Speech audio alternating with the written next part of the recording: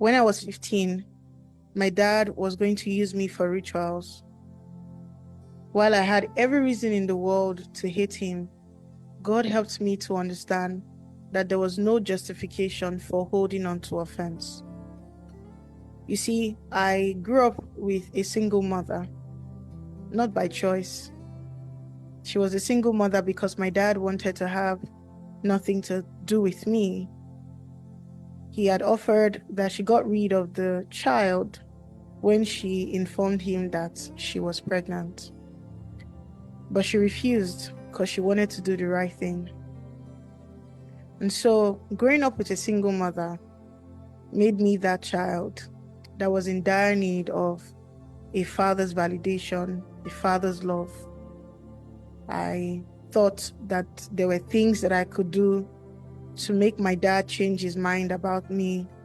Maybe he would love me if he saw that I was a good child, I did well in school. But nothing I did worked. My dad barely came around, and when he did, it was quite brief. And so, of course, I was really excited when at 15, someone came to my classroom in Federal Government College, Lagos, Ijaniki, to let me know that my dad was looking for me. It had never happened before. So when they told me, I was super excited. So I left the class. I was, before that time, preparing for my senior WAEC. The next day we were having maths. And so I left my class and my friends to go to the vice principal's office to see my dad. When I got there, I saw him. I was super excited. I took the newspaper he held in his right hand and we started talking. At some point, my dad asked that we took a walk in the school, so we did. And while we're taking the walk, he started asking some questions like my age. He asked about my birthday. He asked about the university I had applied to. I was really excited because he had never shown any interest in my life. So as we walked and spoke casually, it was such an awkward conversation, but I was happy. My dad reached for his left breast pocket and he gave me 1,000 naira. I was happy. I took it. It didn't matter how much it was. I was just happy that my dad was there. I felt accepted, validated. I felt seen. So when he left, I went to the talk shop to call my mom to let her know my dad had come to see me. So when the call, when her phone rang, she picked up. And before I could get any word out, my mother asked me if my dad came to see me. I remember the conversation so well. She said, "Did your dad come to see you?" I said, "Yes, he came to see me." "How did you know?" And she asked me, "Did he give you 1,000 naira?" And I said, "Yes." "Did he tell you?" She said, "No." And the next thing, my mom just let out this cry. And she said, "This man just wants my labor to be in vain." I was so confused. So in no time, my mom asked me to get ready, that someone would come and pick me up after my exam the next day.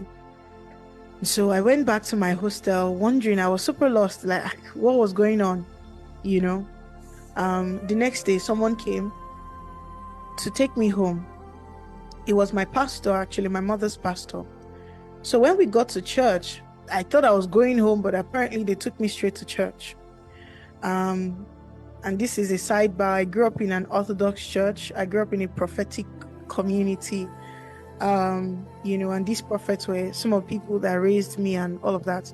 But anyways, the man took me to church, and as soon as I walked into the church, I saw people crying. People were crying. They were mourning like someone just died.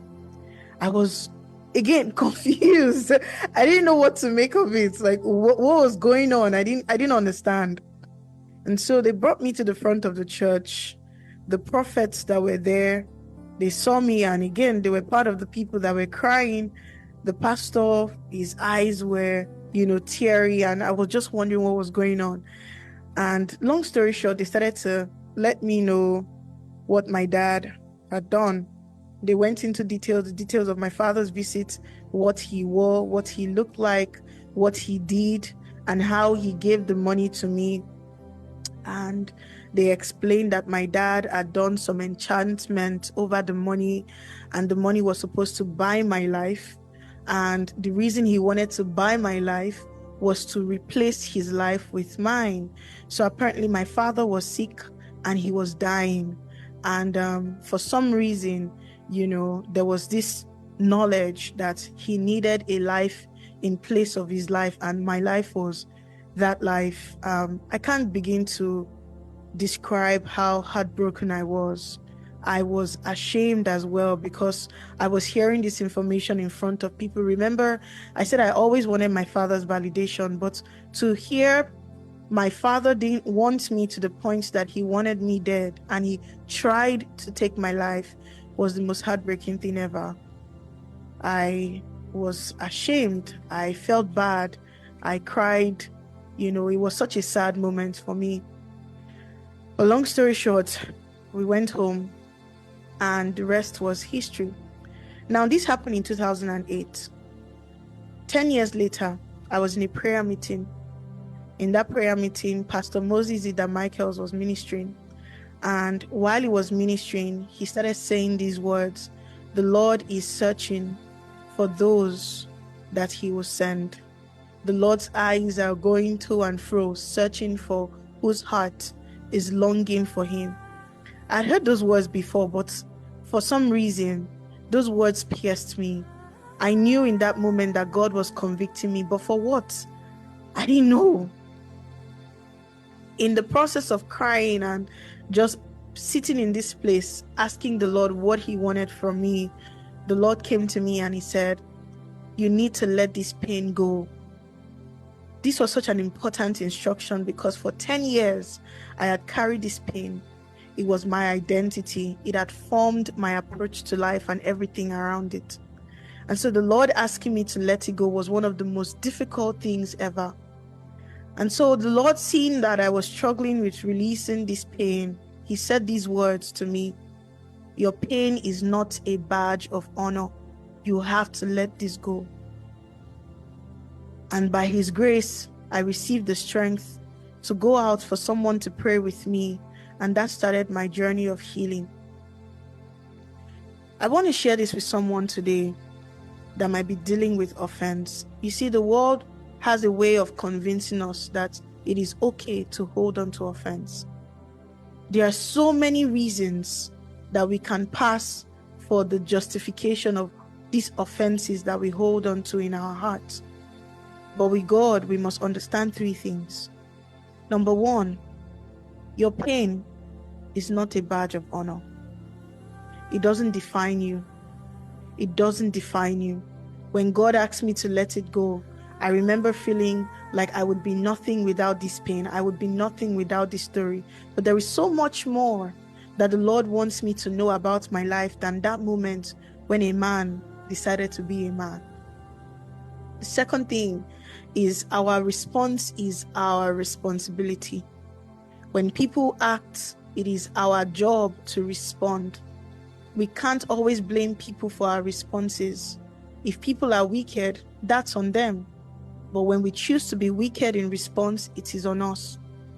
The third thing that I had to learn is that when the Lord presents an opportunity for forgiveness, He brings an opportunity for deliverance and liberation.